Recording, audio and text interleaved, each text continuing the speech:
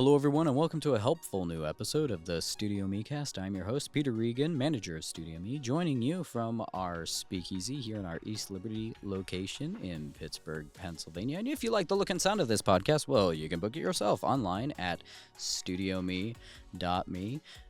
This time we have a very special guest, our summer intern, Chloe Buzard. So this is a Get to Know the Intern episode. I had a really good time recording this with Chloe. And we're just talking about Chloe's interests and future, past, etc. All those things. It's a podcast. You know how it goes. And one of the other things that can happen is you can, if you choose, subscribe, like, share, etc. Hope you do. But either way, we're happy you're here. So on with the show. Chloe, thank you so much for joining me today. I've been here all day. Yeah, I know. Which is awesome. That's great to be here. Excellent. So you started your internship for this summer a little while back now. We're coming toward the end of your internship here at Studio Me. And you graduated from IUP. And one of the things that made me and Maria interested in having you as an intern was, I mean, frankly, everything about your resume and everything like that was, yeah, I mean, you're here, and it was great. But also the fact that you, while at college, you produced some of your own shows and all that, and we're like, oh, well, we produce shows here. It's probably a good fit. Very proactive person, all that jazz. So you came in, with a good amount of knowledge and experience as a college graduate and all that. But so far at this, you've been here for a while now. Is there anything that you've learned here at the studio? Oh, yeah. This would be a good question. Yeah, so one of the first things that I kind of came to realize when I left here for the first day, well, not even the first day, but whenever you gave me the tour during the interview of the studio, and especially in the media space, I was kind of blown away just by the tech in here. Because, not to say anything mean about IUP or anything, but we we have our studio cameras, and we've had those for quite a long time, way before I came into the picture. And I just worked with older equipment, much older equipment. My station in the control room was huge. And the stuff here, you guys, use stream decks for the podcast lounge and the audio room and everything. And the cameras that you guys use are smart cameras, and it's wow, I remember during the interview I asked about the compositor in the media space, and I was like, it when power goes down, is this a problem, stuff like that, and you're like, well, power doesn't really go down. But I was just kind of blown away by how things work around here. And it was kind of a really huge insight to this is what people are doing now, this is what a lot of people making media to go on the internet, this is what they use. And that was really cool. And working with the stuff is really cool. I mean, I've always found it cool, right? That's why I mean, I love doing Switcher, and that's why I did any of this in the first place. But I think it's super cool. And yeah, I don't know. So far, since stepping in here, other than just being blown away by the tech, obviously, I'm finding it,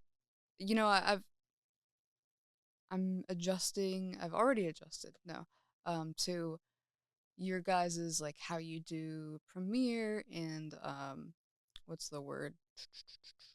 The keys that are different. And yeah, it's blowing my hotkeys and mind. stuff. Yeah, the hotkeys. Yeah. Simple stuff like that. I was like, this is so easy. And then I've learned a lot in Premiere that I didn't know before. which is nice. And a lot of it is just stuff that you would think is in there, and I just never like checked. Um, Rotoscoping, that was a fun day. It's a fun life. Yeah, that no, that was totally fun. A lot of experience with clients, I Mm-hmm. think, is one I really like. Um, Honing in on that, and doing client work in terms of like editing and stuff I had never done before, because all of my stuff was my own thing. Like I was kind of in charge. Um, and so kind of like the aspect of, getting instructions from these people and then also trying to somewhat interpret those instructions, Mm-hmm. because there's a bit of a wall between, like client and editor. I mean, I'm sure you know that, obviously. It can be, yeah, um, absolutely. it's it's interesting, and I think it's definitely going to prepare me for my next steps. Like trying to get probably editing jobs for somebody. I mean, everybody's kind of looking for stuff like that. Mm-hmm. Um, yeah, I mean, yeah.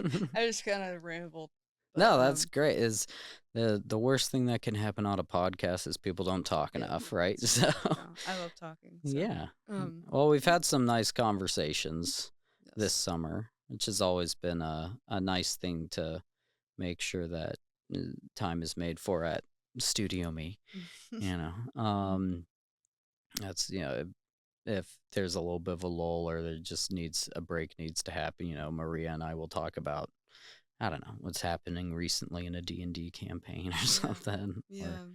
some existential threat, whatever. But there's That what, conversation we almost got into. yeah, oh yeah, we were starting to have like a really heavy, dark conversation, and then just like some guys from an electrical company are like, "Hey, do you want to switch to us?" Come in, and then like we get phone calls and stuff, and Yeah, it's like, all right, well, we'll save stuff, that. and some of it was stuff that isn't like technically work, it's just like, Yeah. oh, someone's trying to sell us something. It's like, we're not interested, thank you.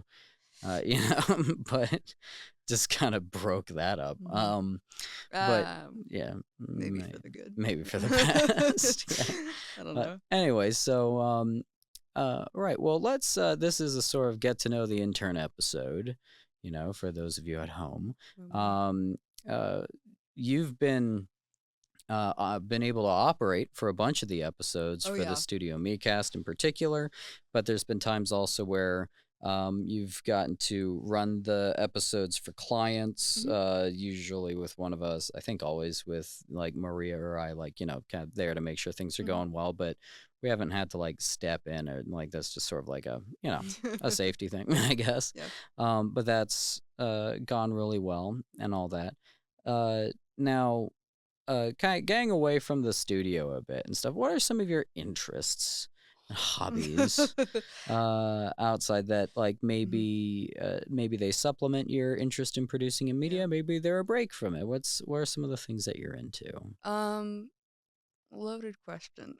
Are I you into anything I'm is into a probably lot what I of should have said. things. That's why it's so loaded, is because like when I get home, uh, I've talked about it before to you, but um, I write a lot. And like my whole thing for forever has been writing, and it's part of the reason that I even decided to get into production, is because I like to write, but I like to see stories. I want to like see a story. I want to make a story, you know? Um, and a lot of that is I want to see a story on a screen. And so that's where like my inspiration lies, is like through writing. I like both forms, script writing and classic, literature. Um, and lately I have been writing a lot. Good. It's really Yeah, good. yeah. um, it can be fun, and then sometimes it can suck. really bad. But I just have to, you just have to do it. Well, when you're writing, how do you write? Do you type? Do you write by hand? Are you on a laptop? What is it? Um, oh, so I have a um notebook, and I don't write the actual story in it. I used to do that. I back in like 6th grade, I wrote like a whole. It was like a multi-chapter Pokemon fan fiction. No kidding. That's Yeah, and it great. was it was physical, and I think it was the worst idea I ever did because I wanted to put it online, but I was like, when am I gonna retype it? But Oh, I would right. do it in school, and so I could only do it on my notebook. Mm. Um, Hmm. but that was one of my biggest accomplishments in middle school was doing that huge. I mean, I did a lot of writing like fan fiction at the time. In middle school. Oh yeah. That's great. Oh my god. Yeah. Yeah. lots of middle school fan fiction. Hmm. Um Do you have a that's favorite what Pokemon, by the way? Oh my god. Yeah, of course. Okay, which one? Raichu Raichu. or Gotcha. Rhydon. Hmm. Yeah. Very cool. Yeah. But Was Raichu the star of your Pokemon fan fiction, or? well, the thing about Pokemon fan fiction Hmm. in most cases is that it does have to do with the people and not Okay. the Pokemon. Um, All right. so, I That's mean, cool. I didn't know yeah, that. there are characters. Hmm. And I don't. I mean, like a lot of people are into the show characters like Ash and Misty and Brock and Hmm. Team Rocket and all the other ones I could list. But I was very specifically into the characters in the games. Um, and even more specifically, the first games, Red and Blue. The two main characters, Red and Blue. That's their names. But Blue is like Gary Oak, and Red is like Ash Ketchum. So, um, yeah, that's what I did. Phenomenal. So you were writing in like notebooks and all that. Has that stayed the same? Do you write with pencil or pen? Yeah. Oh my God, pencil all the way. Pencil. How come? Pen. I don't like it. I think it looks cheap. I don't know. It makes Hmm. no sense because Mhm. people spend a lot of money on pens. Mhm. I love the feeling of a mechanical pencil. I think it's one of the best. I Mm. I also draw and people are like, "Oh, use drawing like drafting pencils or drawing pencils or like digital or stuff." Like I freaking love a mechanical pencil when I do like doodle or just make big pieces. I think it's great when you're shading for a nice like clean film. Anyway, Mhm. pencil, and I do use a notebook still to like get my ideas out for writing. Um and I do have one that I carry around now. That is inspired by my middle school one, but I just basically use it to ramble all of my thoughts down for my writing, and then I can translate Mm. that better into um type uh whenever I'm actually writing it, right? Mhm. And then because I can send it off to websites where I post it or whatever, and all of that stuff much easier. Yeah, Do you get you typing. when you're writing let's say a narrative work here, Mhm. do you I guess are you able to track where like the beginning of an idea is? Like do you start with a character? Do you start with a Oh message gosh. or a location, or is there a definitive start for you? How does it So go? it's actually really interesting because I'm really inspired by photos and music. So what happens is either I'll hear a song or I'll see like a photo or watch something where I see something, um, and so for the image, it's like I feel like this is super simple and I'm just getting in my head about it. Um, I just imagine what could I make that has that same image in it. Um, I think that Hmm. photos can be really, really inspiring, and not even just photos, but just like visual anything. Like I take a lot of photos of landscapes, or like I would when I'm at my parents' house, I go around our backyard and I take, close-ups, wide shots, all sorts of different um, photos, just because I really like the aesthetic. And when I see a grassy area, I'm like, what kind of setting would this be in like a story? Um, and that's really inspirational for like where I get my start to like my writing process. Um, 'Cause yeah, I'll see like a garden or something, and I'll be like, well, what's a story that takes place in a mysterious garden or something like that? Mm. With music, um, I get a lot of the same sort of things out of music, where like if I hear something, you know, it I get a visualization from it, and that's probably due to like things I'd seen in the past or heard in the past. Movies I probably saw where the music was similar and the visual was similar. It's like, why does this music sound like magical and mystical and like you're running through a forest, and why does this one Mm. not? But like that's what happens in my Yeah. head. And so, Hmm. but I usually start there with the visual, and then that turns into a scene beat, and then I'm like, where can I incorporate this scene beat into a story? And then you go characters, and then you're like, okay, where did these characters turn into like lessons, and what are they learning? And yeah. Hmm. you know so yeah. That's really That's, cool, working from images and music mhm. and all that. So, do you have a favorite passion for writing as far as short stories or novels or scripts? Like, Yeah. do you have a focus or anything that you gravitate toward the most or that you want to lean in? Definitely novels at the moment. Just because well, first off, I like longer stories a lot. They are easier, just because when it comes to a short, I feel like I never have enough time. I Mm. have so many things that I want to say in a lot of stories, and part of my growth has been learning to downsize and like limit myself, because if I put everything that I want to do in just one story, then it's going to be trash. Like I need to save this for this and this. And that's one thing that I'm still trying to work with. I haven't really tried to go through with any shorts. I've made a couple of shorter scripts.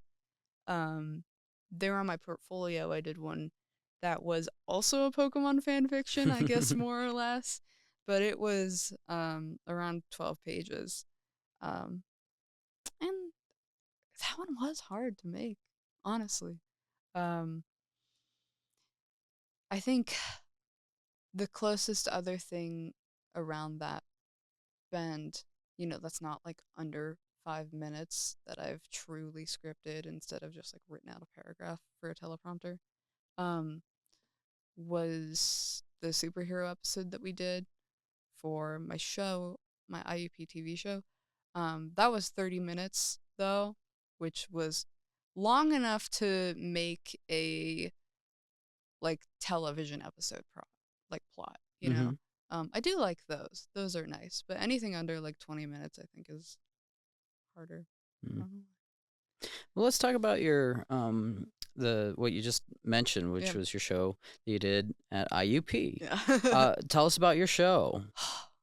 Yeah, how many episodes did you do? What was it about? I Your did so role? many. I know. Yeah. So, yeah. So yeah, I'll do like a chronological sort of thing. So I got into IUP, and I was super lonely. It was the pandemic, and none of my friends went to the same school as me.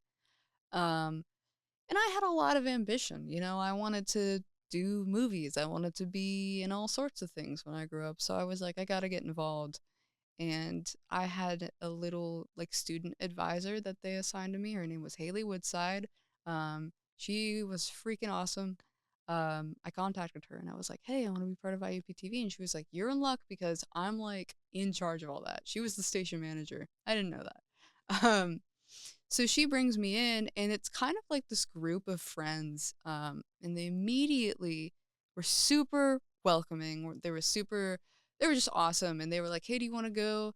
We're going to this guy's house afterwards. We're gonna like hang out and play some Smash Bros." Because the show that I went to, there's around 5 shows every year. They don't switch around a lot, but sometimes shows go under. Go under, as in like nobody wants to do it. And then some pop up. Um, it was because I was attending the video game show that they have, which was called Press Start. And that's kind of where I started, was just going to this video game show and participating in it for a while and becoming these people's friends. And then I wanted to make my own show very quickly after that, like my first semester of sophomore year, or either my second semester of, no, it was my second semester of freshman year. I contacted Haley and I was like, hey, I would love to do a show that's like an advice show. And Haley was like, well, my show is called Witticism, when we do skits, and we were looking for new segments, and if you wanted to start by making an advice segment there, you absolutely could. And I was like, cool. And so I did that, and I recorded one episode of that, and I kept going to Witticism, but next semester, when everything was starting up again and Haley wasn't going to be in charge anymore, very soon, she calls me up at like 7 p.m. on a Sunday night, like literally the week after sophomore year classes start, and she's like, "Hey, do you want to be the co-producer for Witticism?" And I'm like, "What? Yeah, okay." So we make a promo in the same night because it was due the next day, of course, and Haley and Nolan and me were always like that. And I just get put into this space, and Haley kind of walked to the side, and me and Nolan kind of like really hit it off when it came to writing for the show. And then Nolan was graduating that year, so we got that whole year to do everything. And then it was me for the next 2 years, and yeah, I I was basically producing for 3 years on that show. And it was awesome. Again, when I say producing, I mean like I was editing most of the 30 minutes. I was writing a lot of the 30 minutes. Um, It sounds like you experienced a lot of growth through yeah, that. yeah. I mean, especially in that first year when I was a producer, um, I was, I really, I met a lot of people. The crew kind of became really close to one another, especially because, um, I don't mean to, I think a lot of people could agree with this, but I also don't want to seem like I'm full of myself. But I brought in a lot of the more narrative, like scripting aspects of our skits, and especially for the longer episode ones. And I think that really brought in a lot of people and made us all closer, because we were on for longer times and we were helping each other memorize scripts and everything. It was just so cool. Um, it kind of just became a friend group. We were always hanging out, and a lot of us stayed for the summer, and we were hanging out in the summer, and we were just, yeah, it was sick. It Nice. was really cool. So I loved it. you became part of a really cool community, Yeah. sounds like. And Yeah. it's great when you have a group of people working together who there's this set of there's these stages of any group that you're going to work with that people call forming, which is getting the group together, storming, which is, sometimes people get upset, pissed off, whatever, and don't get along, or there's like communication errors. You haven't learned how to talk to each other, or like who's supposed to email who. It can be anything. Yeah. This could be like a workplace, or like being at summer camp. It could be anything. So forming, storming, norming, which is you get to what it's going to be. And most environments that have a group of people pursuing some activity together get to a point where they're norming, Mm-hmm. you know? But then when you get beyond to performing, Mm-hmm. so forming, storming, norming, performing is what it's called.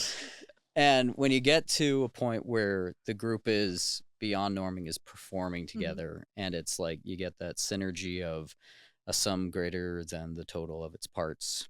And it's just in sync and it's rolling. Yeah. It's like, where you've got community and professionalism and productivity and purpose and meaning all in the Yeah. same ball of yarn. It's great.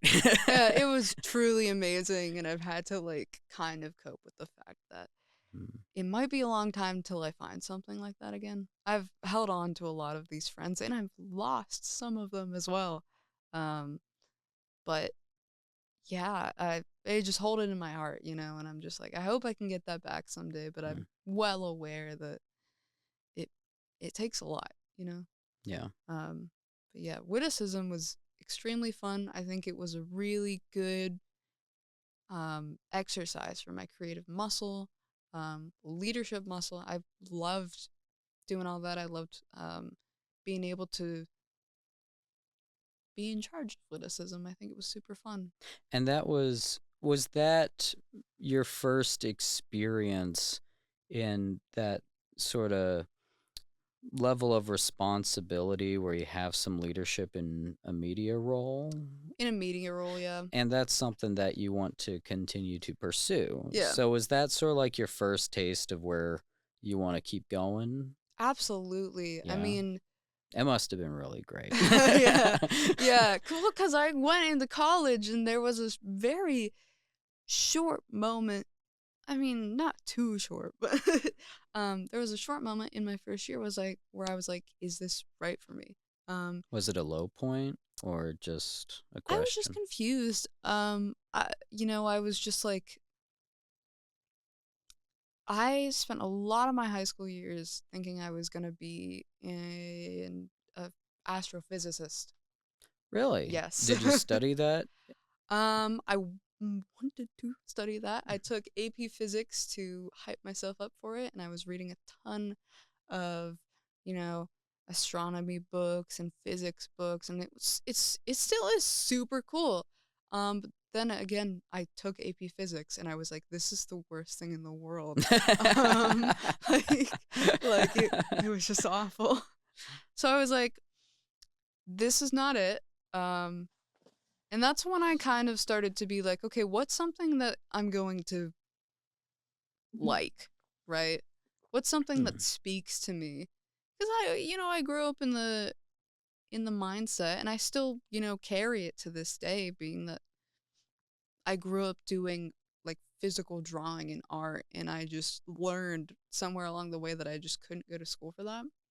Um, and Like you didn't want to, or it didn't seem viable? it didn't seem viable. I see. Yeah. And I wanted to kind of connect with like middle space it. Like, where can I meet in the middle with this? Where can I do something that speaks to me, but also I feel like is gonna be like at least a job, And this was kind of where I fell. And yeah, when I first started going to my classes and everything, I was like, is this it, right? Like, do I not want to do something maybe even a little bit more, like, I don't know, like computer programming or accounting or something like that was going to be just a little bit more secure. Um,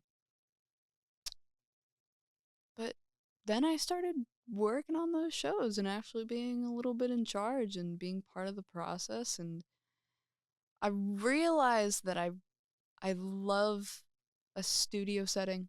Um, I think that it's super cool. I think that I would be sitting beside the person on the teleprompter and beside the person on the switcher, and I would have my headset with the mic on and would be directing people by pressing the button, and they'd overhear me on the comm.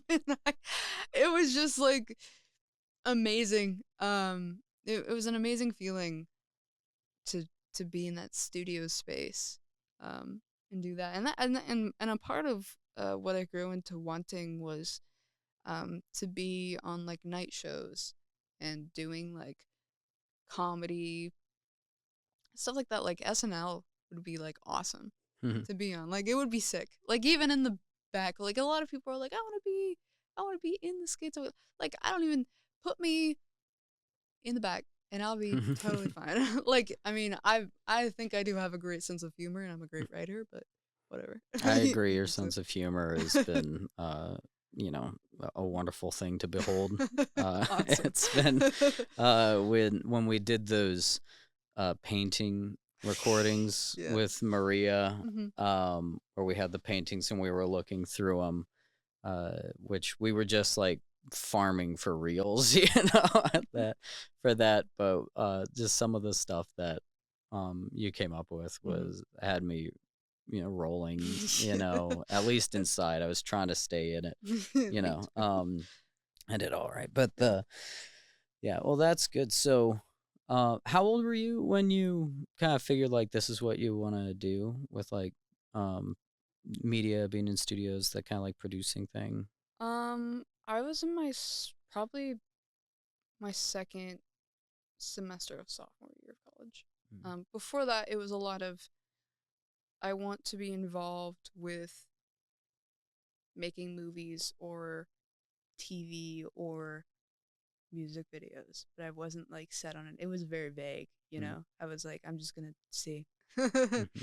um, and then yeah, surprisingly, very surprisingly to me, actually, I ended up really liking the studio directing, writing sort Mm. of role.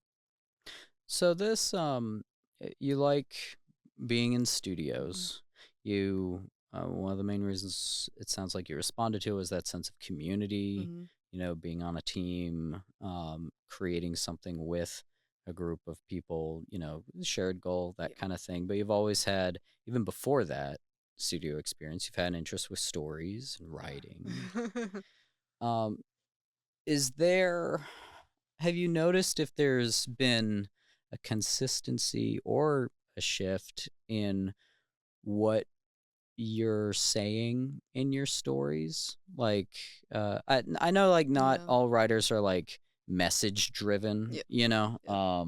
but in observing, you've done a bunch of your own episodes of Yep. things. You've written a lot of stuff, and at this point, you've done long enough because you started early enough Yeah. that you can probably look back and Oh. evaluate what you've done. And like, a lot of the time when people like us look back on what we've done, like, "Ugh," Yeah. but it's also cool to get that distance and see, what was really going on with me. I don't know if you do that or not, but have you like kind Yeah. of I analyzed mean, what is there sort of I don't know, a theme or a shift in perspective that you can see from your stories?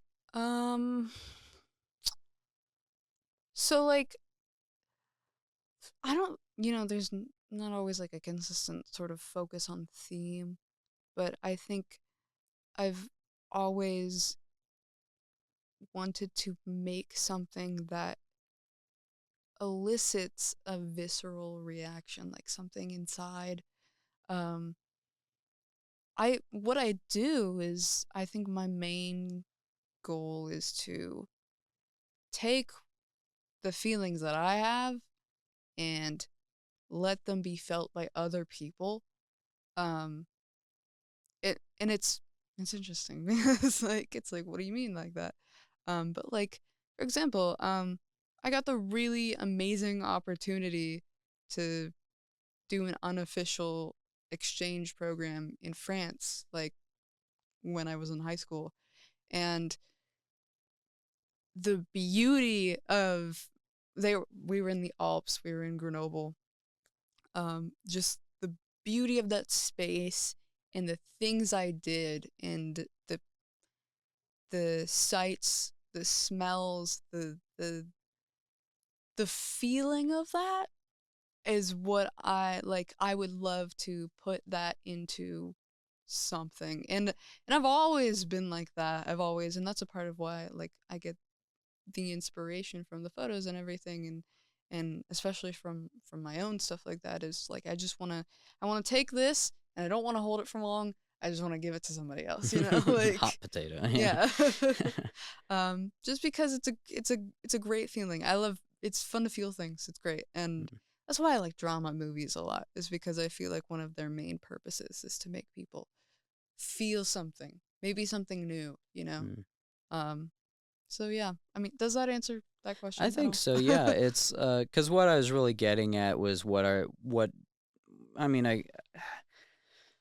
Yeah, it was just like, what's your drive? I guess to what are you trying to tell people? Yeah. Because if you know, um, just stories are things that we share Mhm. usually, Mhm. and it's usually and for different reasons. I mean, for a lot of people, it's for the same reason as another person. It might depend on the story, Yeah. right? But there's some people who are very much, I want to change the world through story, and there's some people who are like, I just want to make people laugh. Yeah. It's like I made my dad laugh when I was a kid, and that was the way that I could connect with him, and so I just keep chasing that high. Mhm. That for a lot of people, it's something like that. Yeah. But I'm always curious with creatives, whatever their medium is, whether it's writing. I mean, Mhm. probably especially if it's writing, but whether it's writing or painting or whatever, it's like, what it's like, oh, you're expressing yourself, Yeah. you're communicating through a medium. Mhm. What are some of the things that you're trying to express? And sometimes you can't actually get an answer out of people like I that. think it's hard to Yeah, that's answer that, why you they're not know. talking. That's why they're doing something other than Yeah. language. Is there like, if I could talk about it, then I wouldn't be messing with all this colorful mud and oil. It's like I would It's just be colorful telling mud. you and not spending so much money on titanium white, Yeah.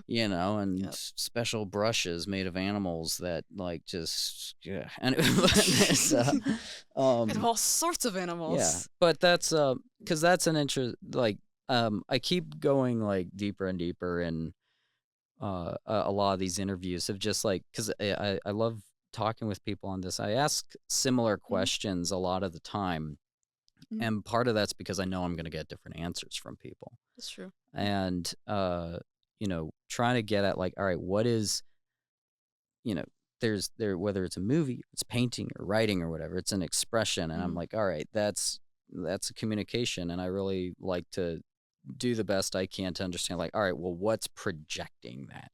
Like, what's that thing that you really think and believe that some people are interested in getting $100 million to try and make Mhm. happen, I and that people are yeah. willing to pay to see too. Like, that's the other thing. It's like, why does anybody care? you know? Why does anybody care? Yeah.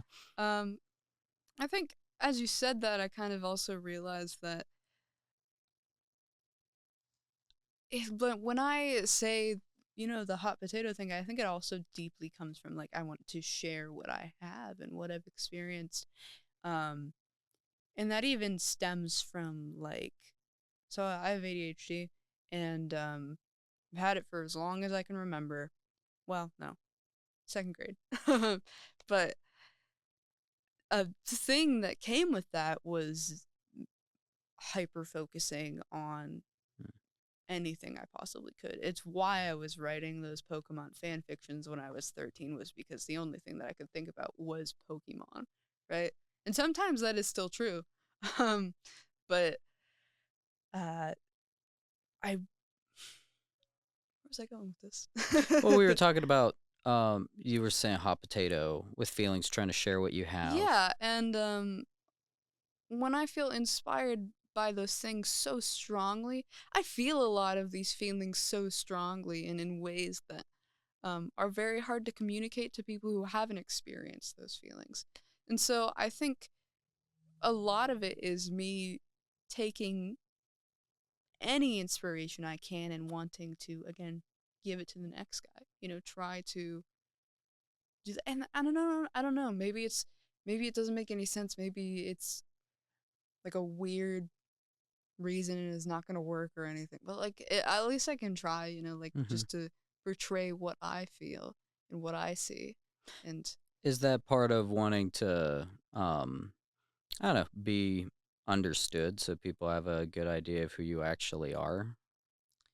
Um, I don't think so. No? Okay. Yeah, I'm not very concerned about the way that people see me, especially as a creative. Um, I mean, I think it would more so have to do with people.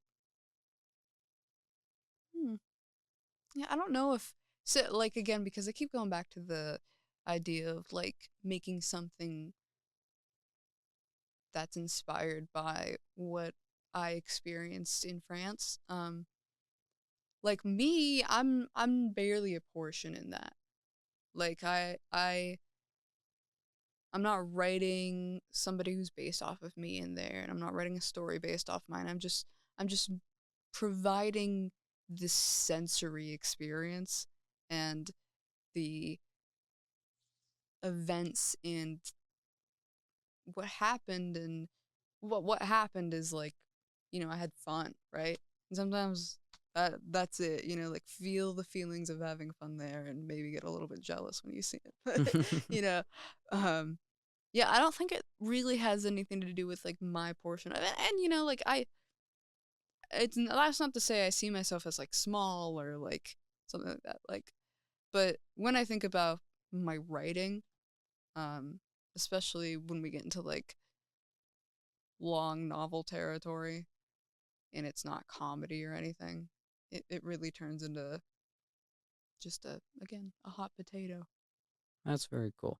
I think that's good that you know, uh so because sometimes it's really common for artists to want people to understand like where they're coming from and Yeah. what they're doing, and for some it's the complete opposite where it's like, Mhm. no, you interpret it, I'm just putting it out there. Yeah, It's like yeah. I don't even want you to know what I think it is. Yeah, So which no. is just one of the other cool things about it. It's like not everyone's even trying to do the same thing. Mhm. um I think Tarantino at one point said was talking about Kill Bill Mhm. and saying what he said, well, Kill Bill, he said, I know what Kill Bill means to me. Yeah. I don't necessarily want you to know what it means to Mhm. me. Yeah. He said, but I'm making this movie. We're going to take a short break right now, but don't go anywhere because this break is for you. Enjoy.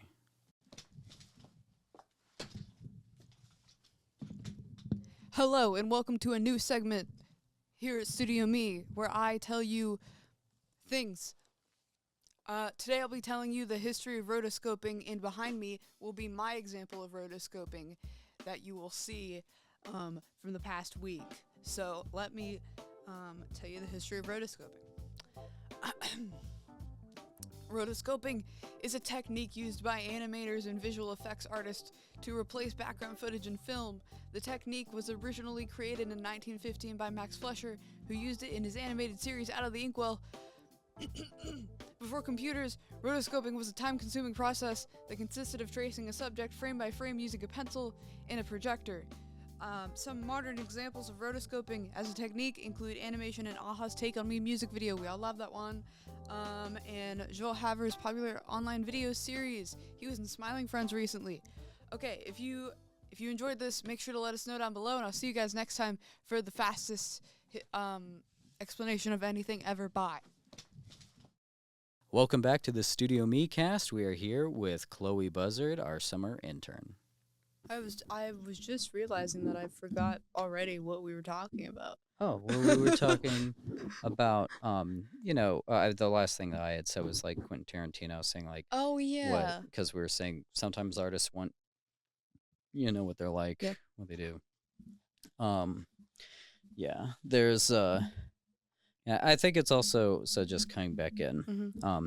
So I think it's a nice bit of, not to disparage anybody who is trying to express or communicate, like, promote people to have an understanding of who they are. Yeah. I don't think that's necessarily a bad thing. But I think it is also mature to not be too worried about how other people Yeah. perceive you on certain things. Um, Yeah. 'Cause I used to be really bad about that, where I wasn't really too worried if people liked me or not, but I didn't want. I mean, I guess it mattered to a degree. Yeah. Like, I wasn't, you know, but wanting to not be misunderstood Mm-hmm. was a big thing for me. I was like, if you're gonna dislike me, it better be for something that's not a lie, that kind of thing, Yeah. you know. Yeah, and that's completely But understandable. eventually, that's something that I definitely moved far away from, and it's been great. Yeah. I Uh, mean, especially with the thing you said about Tarantino was like what came to my mind was I think at the core end of the day when it comes to making things and especially when it comes to writing and making film or writing novels, I think what truly matters to me is this concept of keeping things moving because I'm making something that's inspired by other things. That's never going to not be the case, right? Like whether or not it's somebody else's work or it's the sunset I saw yesterday, like it's inspired by something. And then somebody can see my work and take that and take whatever they want from it and then do something completely different but is still inspired by like it's kind of just a chain. And I think that that's the coolest thing about all of it is this idea that I can be part of that chain and I can inspire somebody, you know? I agree. That's something that I've also been realizing more and more is just how and I guess it's something that I don't even know how I've been realizing that Mhm. differently. I guess it's just been hitting me Mhm. differently that there's all these stories or shows or books or movies or whatever that had such a enormous impact on me Mhm. and really taught me things that are very important to me. Mhm. And realizing that, a lot of young people aren't going to watch the thing that was popular to me when I was a teenager or whatever I'm talking about. Maybe. Um, but I was like, I think that at least some of those ideas and things are important and helpful and good. Mhm. And it's, you know, I think meaningful to be a part of perpetuating some of those things so that there's things available. I've been thinking about it in the context of young people, like teenagers, Yeah. more. Just that it's good for them to have entertainment that Yeah. has a lot of Yeah. those things, and because if you all that it would really take for a lot of fairy tales to die is for people to quit telling them to their kids, Mhm. and I think it really would be a bad thing if there came a point in time where no one knew about Little Red Riding Hood, even if it's as simple as that. Mhm.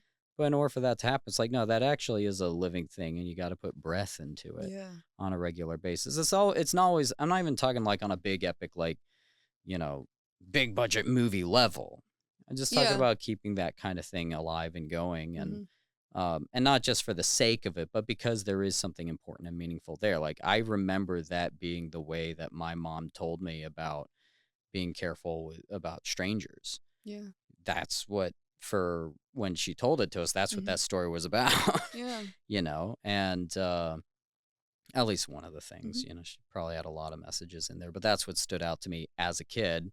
It's like, oh, all right, well, don't tell a stranger where you're from or where you're going or what your schedule is, Yeah. and or else they might kill you, and So, I have a question for you then. oh, great. W- Love Would questions. you say that you make your stories and films first and foremost based off of like what lesson or theme you're going for?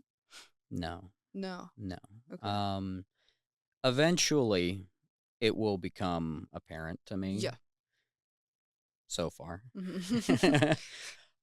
There are times where it's um, just as far as craft goes, it's good to know what you're working with.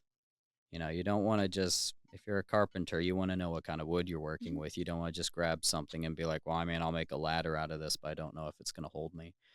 Yeah. Or a chair. Or if this can be carved into something ornate without, getting, brittle over time.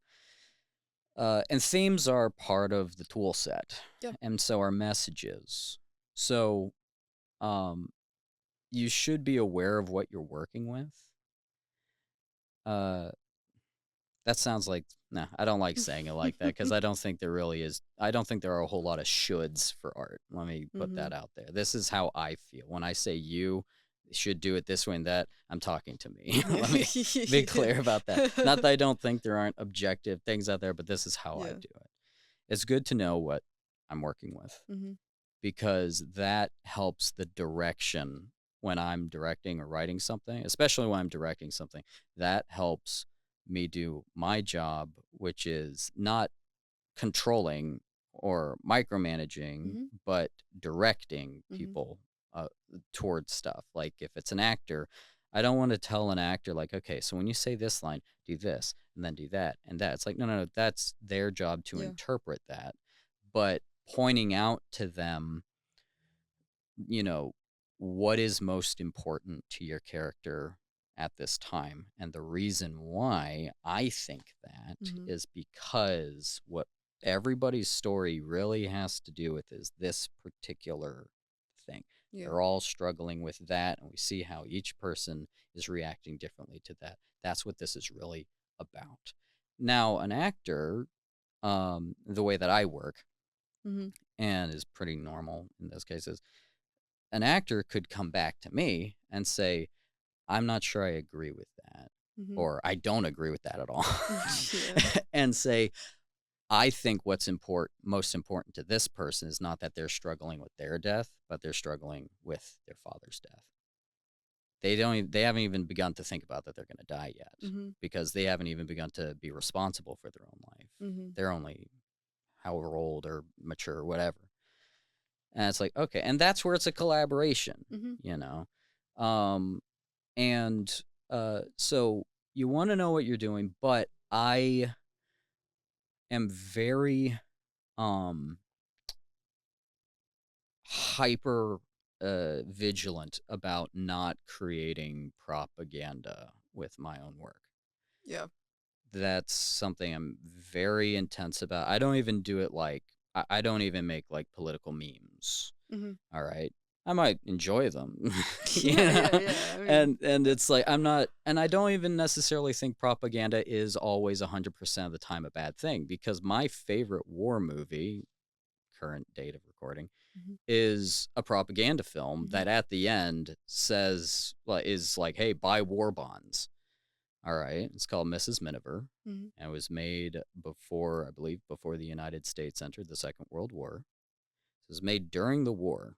Mhm. It's about a British family during the Blitz. And it's kind of cheating to say it's like my favorite war movie because there's Mhm. not like a battle in it. Yeah.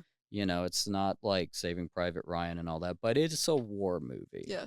And I relate to it a lot because even though my relatives were not as financially well off as the main characters in that, Mhm. dirt poor, um, the in that part of the world, um, it's that movie, Mrs. Miniver, very, very accurately sums up the British mindset of the war at the time and what we were going through. I Mhm. say we as in my family being across the pond during that. Mhm. Um, and what everyone was going through, the not just the people who are on the front line all the time, having a different type of experience, Yeah. but anyway, but that's a propaganda film, is Yeah. my point. And I've wondered, because I learn and research and all that, Mhm. how Hollywood responds to war sometimes, like whether it's actors going on USO tours. Mhm. You hear about some actors during that war who are like doing these plane flights from like, location, base, whatever, and sleeping on the plane, at Yeah. however many thousand feet, just like freezing their asses off trying to sleep as they're going to these guys. And they're just trying to give them a break to entertain them for a few minutes before they go into battle. And they know that, like, and some of these people I've learned about and read about, they're like doing everything they can just to entertain these people. Yeah. And they know that no matter how hard they work at this Yeah. or how good of a job they do, they don't feel it's anywhere near as important to what these people are doing. But they're trying to do whatever they can to do their part. And they're like, look, if I can give these people a laugh, or whatever it is, just entertain them, and I think there's something that is kind of cool and special about that. I think it's also important to, but I don't like state-run propaganda No. in general. I'm always Yeah. been kind of iffy about that. Mhm. During Japan's golden age during the second, I was gonna say golden age of cinema, which is after the Second World War, but during the Second World War, the Japanese government mandated that 100% of the films had to be propaganda films. All right, which is like all of them. Wild. Yeah. It's not America, Yeah. and so you got all these war movies, like watching World War II movies from different countries that were made during the war. It's a very intense experience. It's Yeah. really interesting. But anyway, I'm the way that I kind of view, like, bring it all together, the way that I view messages and propaganda and all that or not, is that I think it's fine to have a message in a story. Yep.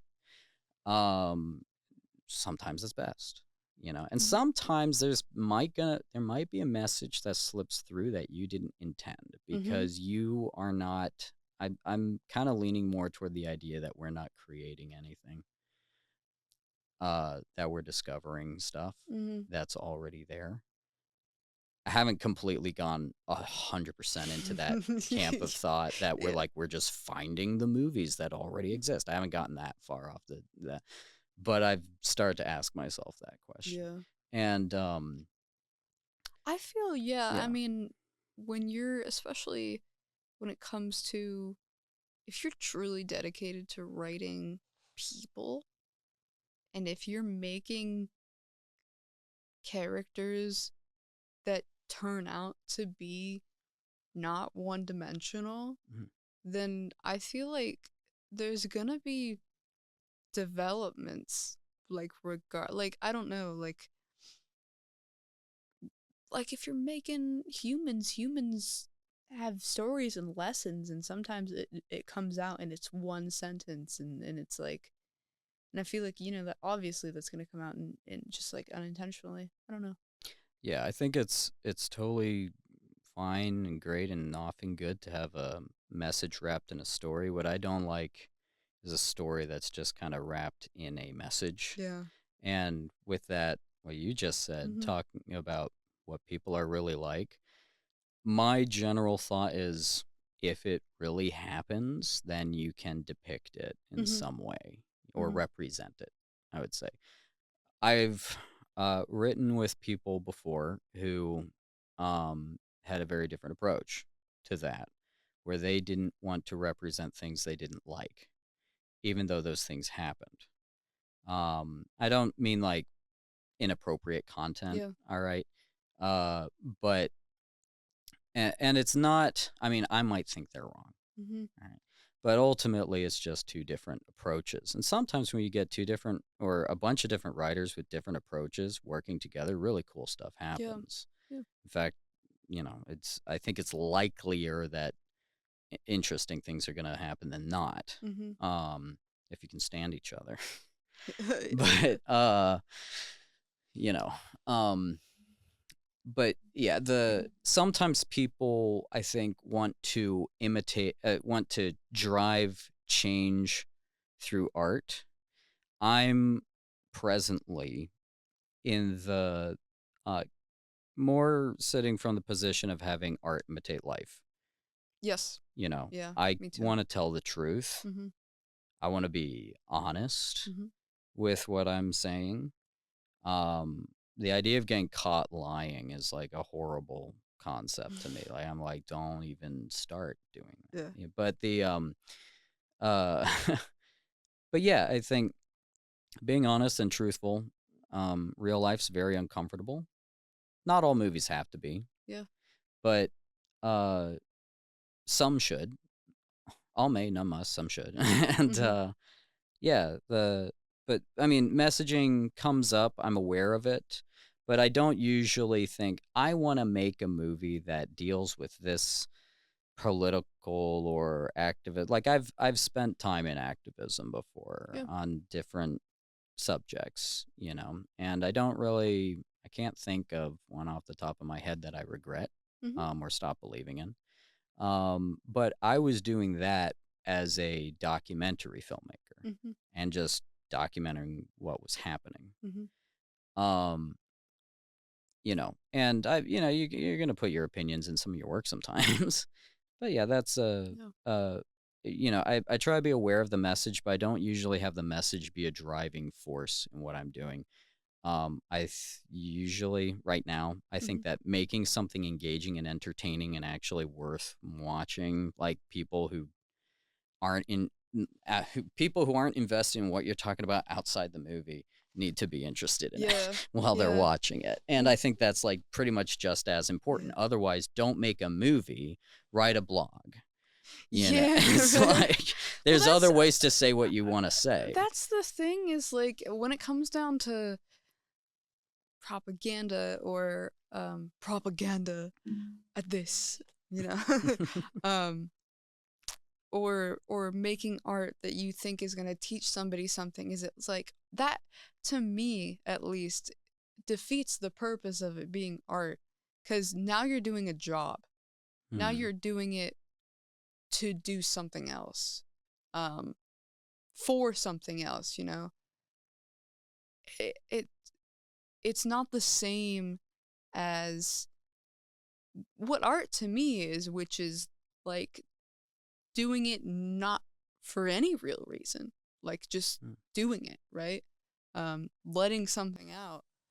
Um, but yeah, like when you say, I want to do this to say this, it's like, okay, well, now you've given yourself, it's a job. It's like that's work now. That's not art. Hmm. That's not the freedom with creation. It's like you have to meet certain standards and do something that you think is gonna do that. You know, like it Hmm. just doesn't make any sense to me. But And sometimes if you can just say it, then you've said it. yeah, It's like, all right, well then why do I gotta listen for another 2 hours of you saying it yeah, if I got it, you yeah. know? And that's one thing where it's like film isn't the only medium. Mhm.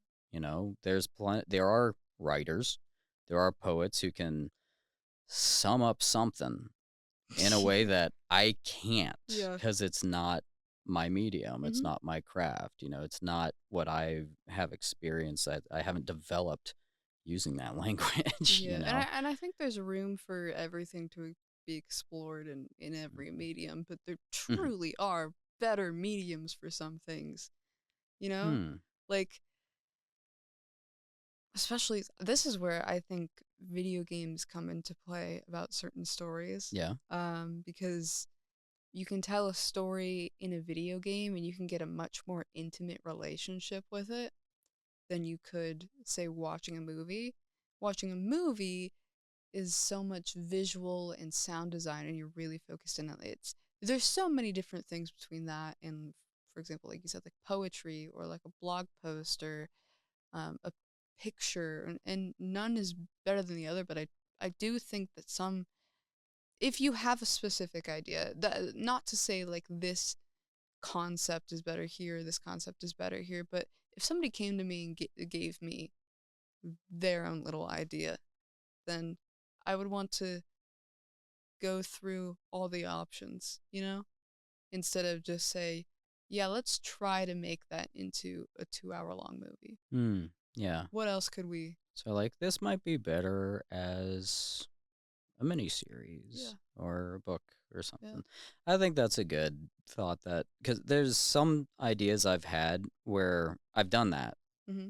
It's like, oh, here's a story, and I'm like, you know what, this really would be better just as a skit Yeah. instead of a short film. It doesn't need to be cinematic. The Yeah. only thing that and that wouldn't add to it, you know, Yeah. it's just gonna be more work. And then I'll be like, and I don't really feel like making a skit, so I'm not gonna do that. It's or if someone, sometimes that's where I give an idea Yeah. to somebody. I'm like, hey, here's this, and then they take it and do something else with it, Yeah. hopefully, or nothing, whatever. Yeah. But yeah, I think that's a good point too. Is just some mediums are better for different things. I would say, I can't believe I'm saying I'm about to say this because I've only just thought of it. Um, I love adventure films, Mhm. but they can also be, I'm not sure if this is the right word, but I feel like sometimes they can be very personally for me unsatisfying because my heart has always yearned for adventure. Yeah. And a lot of the time, the way that adventure is depicted in movies is Mhm. in like war or violence, sword fighting, great example, Yeah. gunfights, whatever. But then having spoken with people who have done some of those things, and a lot of them, at least when I was a kid, telling me it's not actually fun. You're just terrified. You don't feel like you're on an adventure. You're terrified the whole time. When I got older, some other people became a little bit more honest with me about Yeah. that. And some of them actually love that stuff. Yeah. Like you tell the kid, Yeah. no, don't Yeah, do that, and then you you grow never up and tell you're a like, kid, this yeah, was go to bad. war, but um some people, anyway, some people it's like, man, I'm glad you had something to do with that dog, and yeah, but there's but I'd watch adventure films, and as a kid, I'm like, oh man, I want to go on an adventure, and then I'd hear all this other stuff about war as hell, and Mhm. then kind of conflated that with, well, I guess adventure isn't a real thing. And then when I got older and could do more things, I actually went on some adventures and Mhm. realized this is something that I actually really love. Yeah. And then also just finding adventure in little things that Mhm. might seem kind of silly, but help me get through the day. Like if I can't find something that I need or there's a deadline or whatever, I'm like, oh, this is a ticking clock element. And I get into it. I I That's a way can to get look at. into that. I'm like, Yeah. this is actually fun. This is That is exciting. There's certainly real a way to look at consequences here. it. Yeah. And which is nuts. I'm not saying my life's boring. It's that I'm a bit of a No, I'm I think not that's good because the concept of time moving is terrifying to me. It does not it's click just funny in my because you head. talked about wanting to keep things moving. Yeah, Yeah. just because Yeah. I'm racing to make it happen, it doesn't happen before my Yeah. eyes. I have to make it But happen. I think adventure, like, because I watch an adventure film, I'd be like, I want to go on an adventure. I Yeah. wouldn't be like, yes, awesome. I'd be like, I want to go now. Yeah, like I want You to be know, I want to be in yeah. Jumanji. But Like, exactly, or Lord like of the Rings, whatever it yeah. is, Neverland, Narnia, all that, wanting to go to another world and have an adventure Mhm. and all that. But for some people, you actually do get that feeling of doing that with video games. Yes. Yeah, that's I took a like a literature it was called something something in video games, but it was an English class where we dove really well into like video games, how they're important, how they're different from other things, how they're unique, how they tell stories. It was so awesome. And I think I noticed this way before I took that class, but it is absolutely a different experience. And you can get many things that even just we played a game called Florence, and all it was like a basic little like it was a cute story, but it was a story, and you flipped through and did like many things for her during it. But as small as those little actions were, it was involvement in this person's experience. Florence was a character in this slideshow of events, but because we controlled the slightest thing, it was so much closer to us. We were Florence, right? Mm-hmm. Like it was very interesting, Mm-hmm. is what I'm saying. I think, yeah, video games are very intimate. So if you want to get very intimate with something and put somebody in the shoes Mm-hmm. of your main character, for example, then that's what you absolutely should use. Hmm. But yeah. Yeah, I that's something I didn't really get to experience for a long time because I didn't really like get video games too much. Like Yeah. I enjoyed them, I liked Mhm. them, I wasn't good at them Mhm. because I can't aim with like a controller or a mouse, like a first person shooter or something. I can aim with real things like Yeah. I mean, archery. it's a Uh, lot of practice. A lot but of people will but tell you with that. VR, turns Yeah. out I'm pretty good with some of that Mhm. stuff.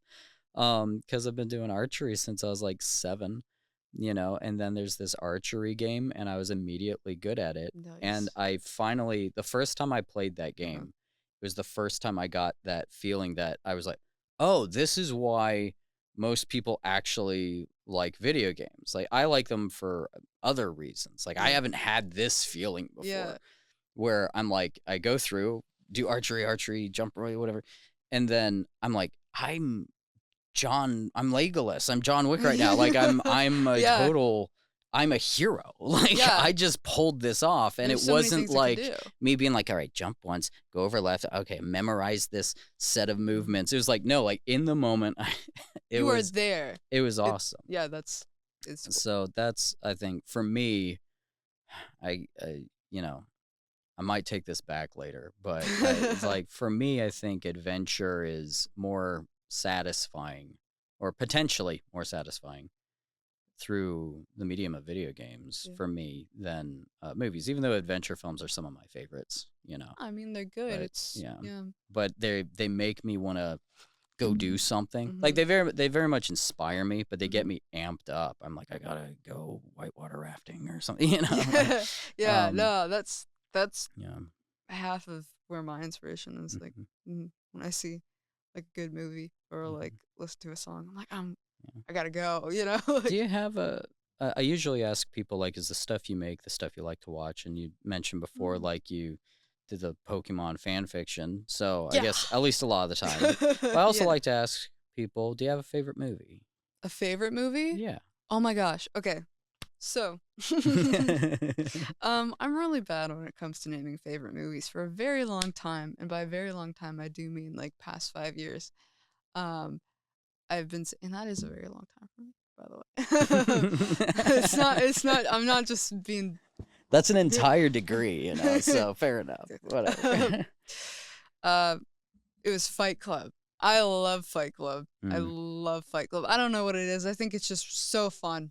And it's every time I watch it, I notice something, and freaking love doing that in movies. Um, but I did very recently see. See, here's the thing. I feel like I'm a child, and when I see like a movie that is just so cool, I'm like, well, that's my favorite movie now. You know, like I saw The Matrix for the first time a couple weeks ago, and I was like, well, gosh, I mean, Jeez. that's fighting with Fight Club for the top. I mean, I would kill to be Morpheus. He's so cool, and like, Yes. yeah. Before that, it was those movies that as a kid I became hyper focused on. I had my first favorite movie when I was young was Herbie the Love Bug, like Herbie Fully Loaded with Lindsay Lohan. And I had like a Herbie skirt. It was weird because when I talked to people when I grew older, I realized that this wasn't a weird, unique phenomenon with girls my age. Hmm. It was that there was a reason why they were making Herbie skirts. Oh, Is right. because I like see. is because That's a funny. lot of little kids were loving that movie. Um, but I loved that, and then I loved Wally. I used to Mm. sleep with my Wally DVD because I was Aw. weird. That's so sweet. I thought I loved movies, and you're like, I had a Wally DVD like a teddy I bear. literally hugged it like a teddy bear. That's awesome. Hang on, um, just give a second for this. We're recording with the window open in case anybody comes. Sorry, the the door window. open. Sorry. The The door studio open window. in case I was just at Monticello. There's so many windows. We're recording with the door open, so you might have heard a fire truck go by. But so anyway, we've got the door open just in case someone else walks in them, so we can help them with their media stuff. So come on down to Studio Me. Anyway, so yeah, teddy bear DVDs. That's Yeah. I feel like I'm like I should have done that. That's You cool. take your favorite But movie, yeah, you're like, I love Wally, it so Herbert the much. Love Bug, Fight Club, Matrix is up there. That I really think that's got this like it's been long enough now that it's clearly gonna be a classic forever. Yeah. It's I genuinely think The Matrix is one of the greatest movies ever Well, made. I mean, yeah, and I feel like if I would have watched it at a younger age, I would have liked it, but I wouldn't have been married to it as I feel that I am now. Did you have any idea what it was about? Yeah, more than I did going into Fight Club. I'll say that much. Hang on. So spoiler alerts for all these things, Mm, people. So there you yeah. go. That's your warning. So like, did you were you were there any surprises for you as far as like I don't know when Neo takes the pill and Yeah, well, I wasn't expecting it to look the way it did, like mhm, the real place. Um like I wasn't expecting that. I knew because that movie is built so much on its aesthetic value. mhm, And once you kind of get the gist of the green code coming down and Neo wears the glasses and the trench coat and they all look so cool and it's all techie, it's kind of like, okay, well, nah, kind of and I went in and yeah, that's kind of how it was, but that the portions where like practical effect wise with the gross sort of like coming out of the egg and like that stuff, like I didn't expect any of that stuff, I'll say that much. So that was cool. um um I think, yeah, I was gonna mention, I think it's a very different experience now that I'm older, and also because before I watched The Matrix, I like before I even tried to watch it, I knew that the writers were trans women, and I knew that people had debated whether or not that had an effect on the Matrix's like um storyline and the whole thing with the right. red versus blue pill. Um and going in with that information was really cool. That was a Hmm. really cool experience. Because in my perspective, and they've said before that there's no definitive, like it's not really based on what some things could have. Um, in my perspective, there is a lot of that in there, of discussion of like dysphoria and this separation from your true self. And it's super cool. Like it becomes like an even cooler movie when you, I don't know. Hmm. It's like a level of reality, which is crazy because again, Matrix. But yeah, And just how a lot of different people watch the same movie and get different things out of it.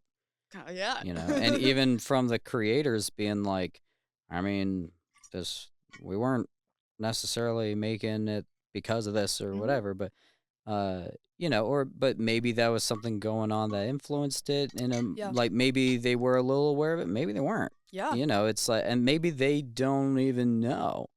Maybe it's none of our business. I don't yeah. know. No. You know, but it's kind of like, you know, if they made a different movie, you might not have as much to read into with that, Yeah. you know? Well, yeah. I mean, it's a sci-fi, and I mean the whole thing is kind of not based in reality. I mean, some people say, but for the most part, um, I do it's think not. there I feel is like. one of the things that I get out of it.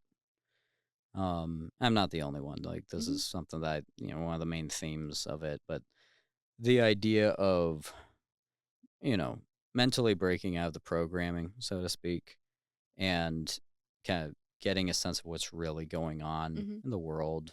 Different people have interpretations of what hmm that might mean, but um, yeah, a lot of uh, I think one of the cool things about the Matrix is um, just how many people there are who have broken out of it in the story, Mm-hmm. you know? Because on the one hand, it's like, oh, I think sometimes people might get the impression that um, they're the only one who doesn't think they're a sheep or whatever. You know what I mean? Well, that's why The Matrix is up there with those movies that are misunderstood, which is a Mm. really big theme in my favorite movies, is that I fucking love those movies. I mean, I love Fight Club, you know, but Matrix absolutely gets misunderstood, and a lot of people like that tend to get this closed off mindset that they're the one or something. Yeah, you it's know? like, I just learned something, so now I'm the enlightened one. Yeah. And it's like, well, you know, as much as you think you've broken out of something, what you've most likely done is something that a lot of other people for over you have. So, Yeah. you know, Yeah. anyway, that's one of those cool things. Is like you could talk about that movie and what it means or how it relates forever and ever. I mean, we are now. Yeah, yeah. I Like, mean, yes, and it's amazing because I mean, it's an amazing movie, but that premise is so, I say basic, but just like simple enough that it relates to everybody, which is an amazing thing. I think like that's very impressive. I think a So. lot of films could benefit by simplifying what they're doing. I think sometimes, because I've felt this before, and I don't do it now, but sometimes I think some writers get a little insecure about having something simple, and then they'll try to overcomplicate something to like they'll overwork it or whatever. I don't mean like doing a lot of drafts. I mean like just adding way too many plot lines or whatever. This was something that happened a lot with the time that like the second and third Pirates of the Caribbean, whatever, movies were coming out. A lot of movies with sequels and all that were just like trying to get bigger and bigger and add more and more stuff to them and just put Well, that's more what happens with product. series now, you know. Yeah. So it's like even some people say, I mean, like it's one of the things that people say, oh, the original is always better than the sequels, or usually. And one of the reasons I think is that sometimes people will try to push even more stuff into some of these sequels. And there's some ways you can do that, and it's great, like Return of the King, where it's like that's just a bigger film and it's awesome, you know?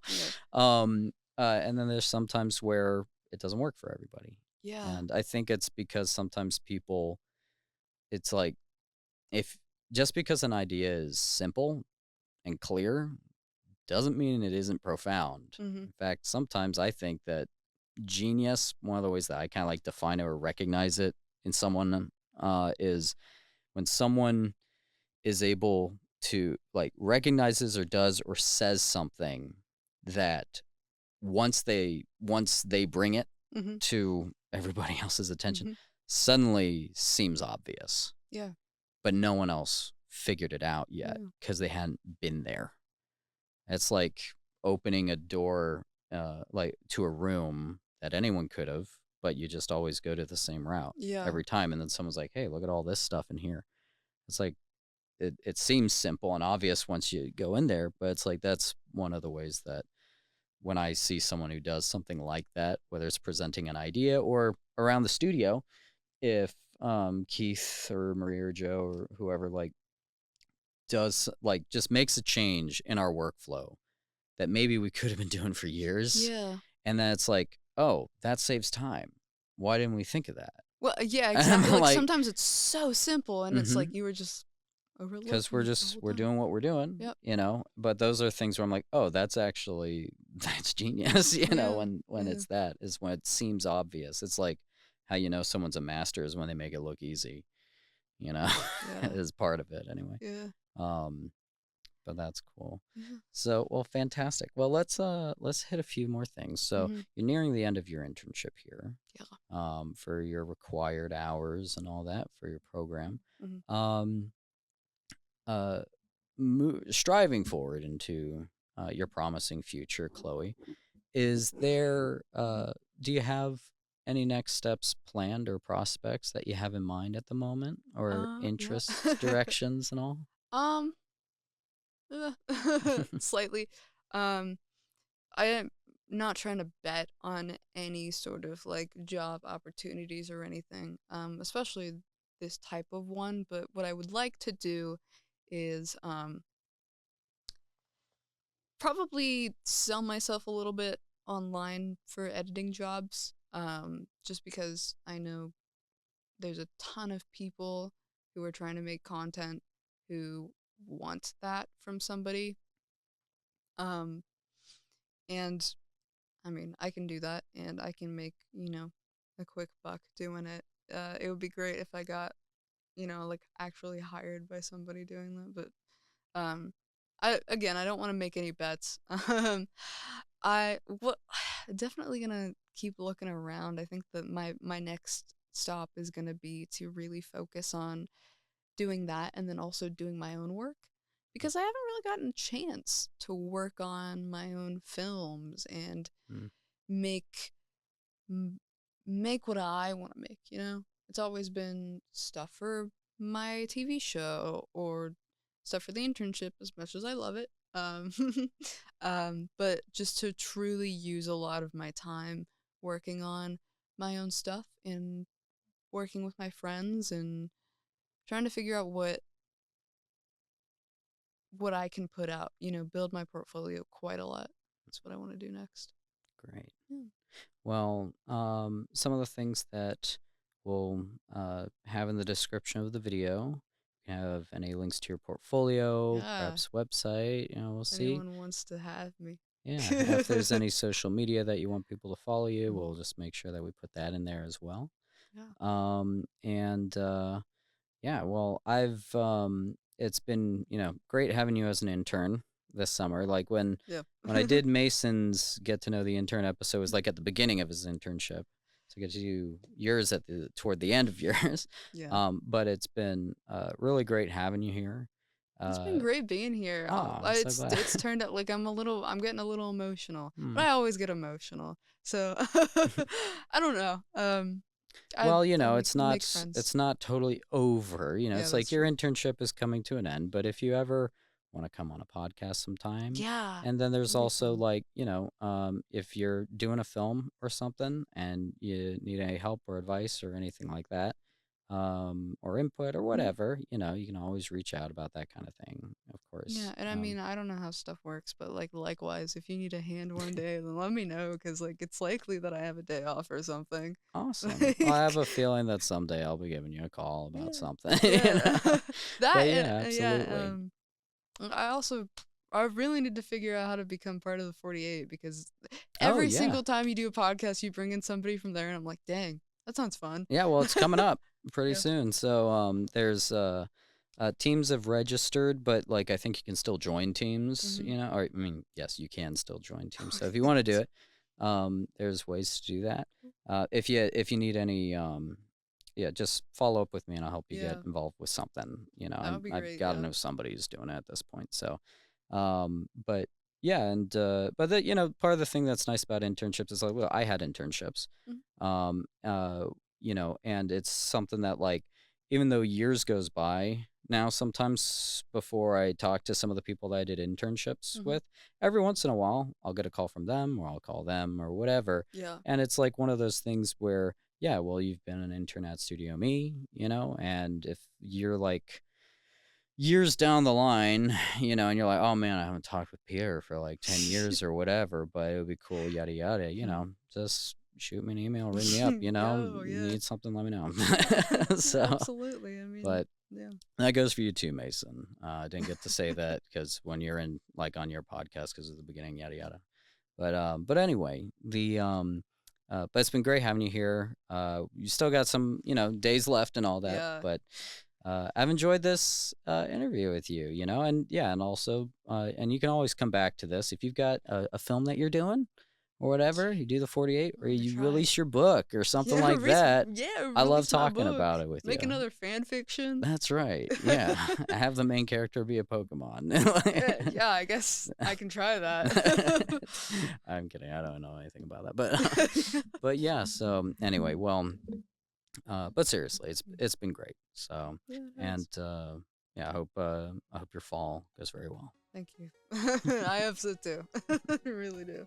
Thank you again for joining us for this helpful episode of the StudioMEcast. I've been your host, Peter Regan, joining you from Studio Me Speakeasy. Don't forget that if you like the look and sound of this podcast, you can book the studio space yourself or check out The Meetup, which you can see B-roll of on your screen right now. So isn't that lovely? Look at that wonderful space. Can't you imagine having a conversation there? You don't have to imagine. You can do it yourself at StudioMe.me.